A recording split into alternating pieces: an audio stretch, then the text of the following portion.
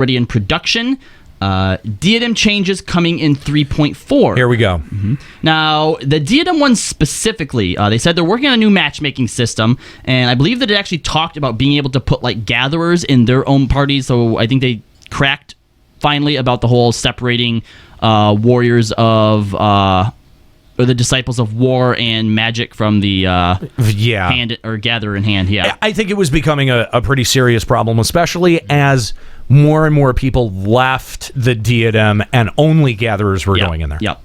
Content will change completely with the addition of new exploration. It will be a tightly driven system, or it will be tightly driven system side, and have a new direction that will focus on making it feel like you're exploring. This is super exciting. I think that this is what Diadem has needed instead of just staying in one spot in pretending like you're in a fate spawn, basically. I think that's great. I mean, you're varying up the goals and objectives.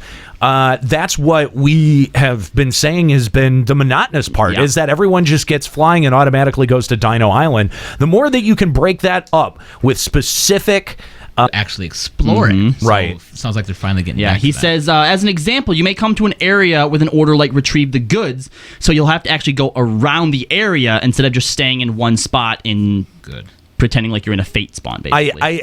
I think that's great. I mean, you're varying up the goals and objectives. That's what we have been saying has been the monotonous part, is that everyone just gets flying and automatically goes to Dino Island. The more that you can break that up with specific specific goals and even punishments if those goals aren't reached within a specific amount of time, that's ways to affect the play style right there. Yep. There's a few more quotes here. It says, "We've gone through all of the feedback we received from everyone, and as a result, we've decided to take a hard turn and really focus on establishing the content based on a sense of exploration. We're putting a lot of effort into the production. Even for selecting goals, rather than leaving it up to players to discuss, we'll be more clearly presenting the goals as part of the content. The basic play elements will still be to search and clear the area. Separate from that, we're also considering a full area raid idea." Okay, now there's two really important statements in here. So, making clearly presenting the goals as part of the content. That, to me, says that, my hope for this, at least, is that it's not going to be the same every time and that the objectives are going to be dynamic. If you're going in there and just doing the same shit every time, that gets monotonous, even if it is objectives. So as long as there's some dynamics on that and some RNG in terms of the activities that you're going in there and you have to do within the time limit, I think that that's a great thing.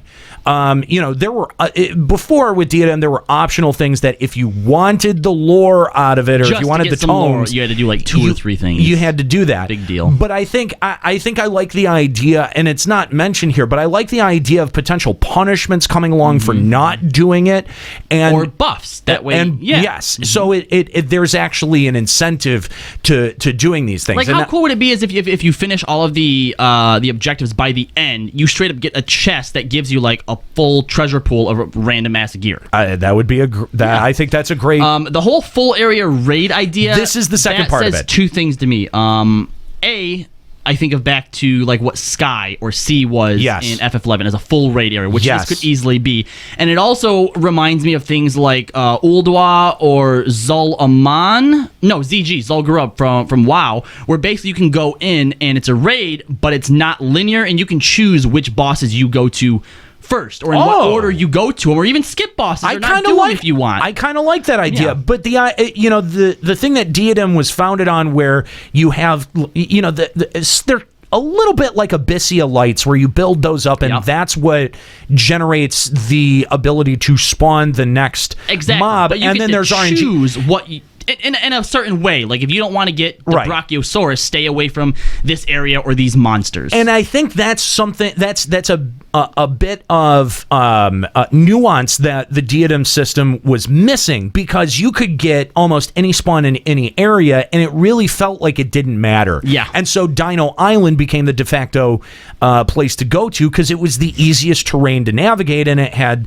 the easiest relative mobs. But now, if you've got got regions and specific bosses that you're hunting in specific regions, it gives a much more of an incentivized reason to be visiting other areas and to move, maybe as a pack, maybe as a single party, or maybe as an alliance. I like this. The only thing they don't mention, which I think is what a lot of this hinges on, is how are the rewards going to be determined out? Because if it's still completely random, you're just going to maybe focus on whatever the easier content is, right? Like if you still actually in a way have a choice of like what bosses or monsters you go to. Sure. If it's completely random, you're always going to go for the... That's why the rewards cannot be RNG anymore. If they go for a system like that, then the rewards have got to be static. Stats can be RNG. The stats can... Well, I don't know. But the gear has to be static in a way where there's a clear incentive to take on a harder mob than... Or body drops from these ones. Yes. Legs drop from these ones. That's a way you could do it. Yeah. That's a great way you could do it. If it's designated by gear slot, then if you want a headpiece, you got to go fight the really hard guy. Genbu. Whatever. Yeah, that makes sense. Because his shell's like a helmet. I like that idea. Yeah. All right, so they go on to say, because of the item level increase that we'll be seeing in 3.4, we may not see this Diadem change until 3.45 or even 3.5. That sort of makes sense given where the Diadem gear fell in the last gear progression, because they're trying to make it a side grade. And so if they're responding to where gear allocations or stat allocations are currently sitting, that makes a whole lot of sense to me. That has been the first justification of a piece of content being pushed off to a 0.5 patch where I've gone, okay, that's fair. Yep. Definitely. And I was going to say something else, but I forgot, so don't worry about it. Deep Dungeon. They say it will be different from the traditional image of 1 tank, 1 healer, and 2 DPS. You can do Deep Dungeon with 4 DPS if you wish. Natural recovery can occur. Now, this is where he said that there's a bunch of different items you're going to be wanting to use in there. He said that there are a number of items that can only be used in Deep Dungeon. For example, one reveals all the masked areas of the map, and another transforms the adventurer into a manticore, which we saw in the video, that can beat all the enemies with 1 punch. Since you become so strong, you want to rush through the area, but you'll have to take care not to step on a landmine, which could cause a catastrophe. Interesting. Again, this is some really different gameplay than we've seen out of anything before. We've also seen a couple of screenshots associated with Deep Dungeon, and in terms of the HUD that they're going to be adding with really Deep Dungeon, cool looking. This is you can tell this is a system sort of unto itself. They've really taken the time to make it its own thing. And again, we're back, and I think Square Enix is listening. We're starting to see dynamics being built into the systems that are being added into this game, and I think that is so to this game's benefit, and it'll just make content always interesting. It won't be the same thing, because I hate when I go into a dungeon and after the first boss, I'm nodding off because I've been worked into the same fucking pattern again and again, and it's not even like I'm tired, but I find I 100% get it, man. I've talked about this before. It's almost hypnotic the way that it happens, and you find yourself nodding off, and it's hard to stay engaged with that kind of content. The dynamics help. I feel like RNG has not really been applied in the ways that it could most benefit in FF14. exciting ways. Yeah, right. But these are ways where it seems like it could. Yep. They said currently floor 50 is the deepest, but that's just the tip. They plan on adding up to 200 later. As they add more to the Palace of the Dead, we will learn more about it. Now, that coupled with the theory that wedding dress might be Ida, yeah, I hope that there's a story element to this. I really fucking do. It sounds like they intend for there to be. Yeah, as you open treasure chests, your armor will be strengthened. Also, potions use is encouraged since its recovery amount cooldown will be improved as well. They said bring Phoenix Downs if you plan to bring 4 DPS. I mean, honestly, you should probably bring Phoenix Downs, and the way that they've talked about recovery use and the fact that we've seen all those changes to a lot of the recovery items, I think they're going to start playing a bigger and more important role in the Palace of the Dead. Right. And now this is, I think, one of the most interesting things, because we've gone back and forth on this based on the way that they've done Diadem adjustments since it was implemented, but they have been very clear. Palace of the Dead updates are planned for 3.45 and 3.5. Or 3.5. Or 3.5. But the fact that we're getting another Deep Dungeon update, I mean, you know, we've sat here and called Square Enix out on not adjusting the Diadem. Right, because we're getting it at 3.35, then we're going to almost immediately get another update. I see what you're saying now. Right. And you know, we've thrown that accusation around that they say that they're going to keep updating these systems. Well, I mean, this article is pretty clear that they intend to keep updating Diadem. They've got some serious changes planned for that, and they have laid out a timetable for Palace of the Dead. Just the tip. Thanks, Scape Dev. You know what I've just realized, right? All right, so the fact that we're getting a Deep Dungeon update right at the tail end of the expansion, right? Okay. The way that this talks, especially if there's 200 floors, like going from 50, then tripling that, right?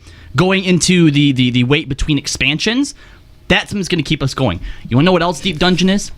The fact that they talk about how the gear in Deep Dungeon isn't going to play a role outside of Deep Dungeon, this is our horizontal gear progression.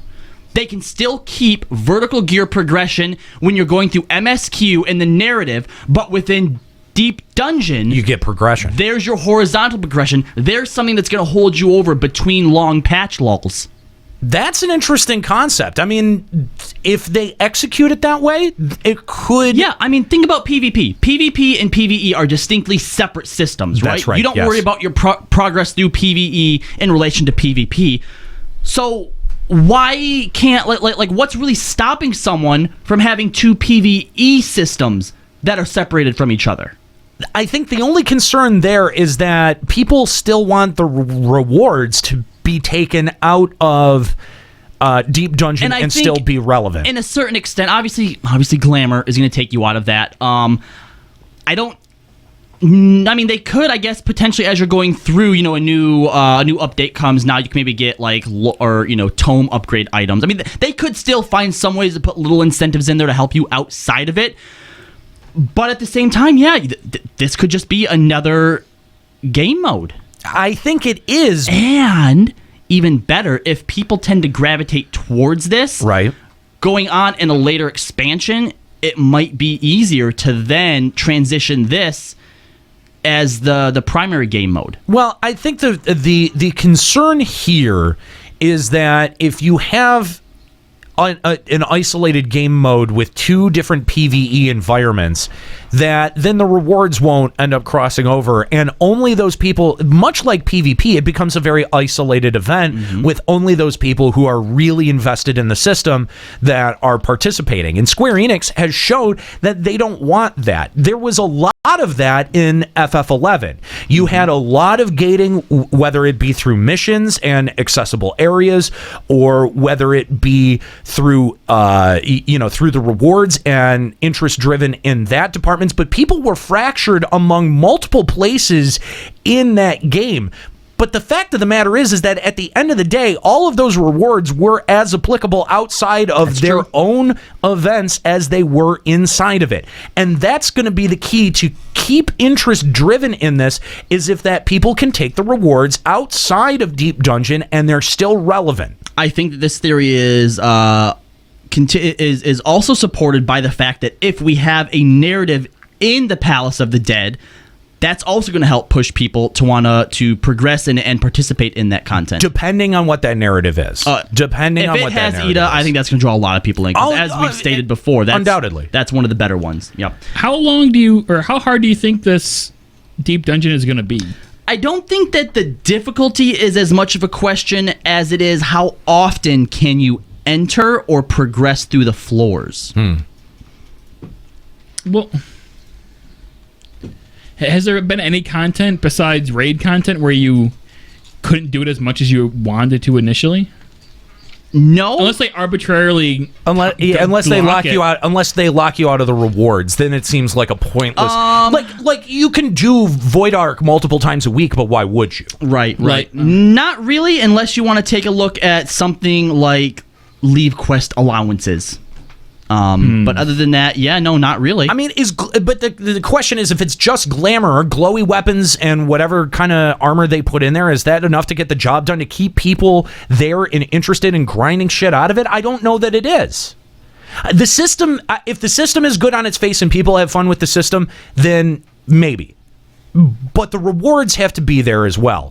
We saw that with Diadem. Diadem was an unfun system that people didn't like, but they did it until strictly because of rewards. They got the gear jackpot, or we moved on. Once we progressed, I mean, nobody's in there now. I think that if this system is fun on its face, it has a narrative that is actually fun and inspiring. Cough, Alexander, cough. That I think that will be enough to get people into it. And 50 floors compared to 200, that's actually kind of small, right? Who knows how quickly we'll progress through them.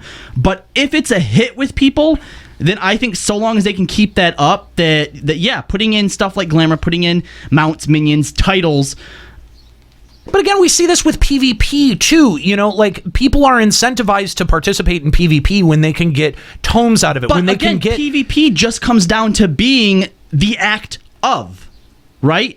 There's the rewards too. I mean, there's armor. There's no kind of there's one armor, one set per class, and it's ugly usually. Yeah. But there's no actual sense of real progression in PvP. You as a level 50 Maelstrom person isn't much different for me as like a level 5 Ulda person. Okay. I mean, even now, it's not even the gear. The gear isn't even locked by rank anymore. So now all that does is make some of your abilities a little bit better. Right. Yeah, your PvP ability. But if you actually feel like you're going into the Palace of the Dead and you're actually progressing through it... But this is what I'm saying, though. Like, how many people are participating in PvP once the lore output or the queue times just become unbearable? It's way less than participate in PvE events, and why would you want to fracture your audience even more? You want events like this to be inclusive of the overworld in the PvE environment.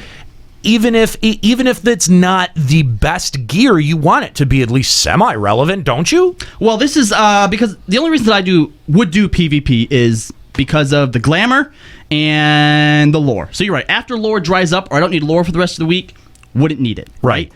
But this, I would at least want to get to floor 50, because if it's something they're going to continually expand on, once you stop doing it, you are exponentially missing out on more content. That is true. If you decide to stop doing Seal Rock, that's fine, because when Shatter comes out, that's all you have to do. Okay, all right. That's a compelling point. I hadn't considered that. You're climbing a ladder. Continued participation in the event as it continues to progress. That's okay. All right, I can get behind that. That is a clearly outlined incentive. I do still think that the rewards need to be somewhat relevant beyond glamour. And hopefully they will. I mean, just because our armor from outside doesn't go inside, or vice versa, they could still introduce some kind of token system akin to Einherjar, where just being in there and progressing gives you some type of currency that you can use to buy things that do work outside of it. Or hell, even just giving it tomes. Right. So there's an interesting way to do tomes. But tomes, I know that's so it's lame and boring. I know. I would rather see no tomes come out of this and relevant, like item rewards, as opposed to having a tome element. I'm sure that there will be ammo weapon item output in some probably. way. By the way, if you'd like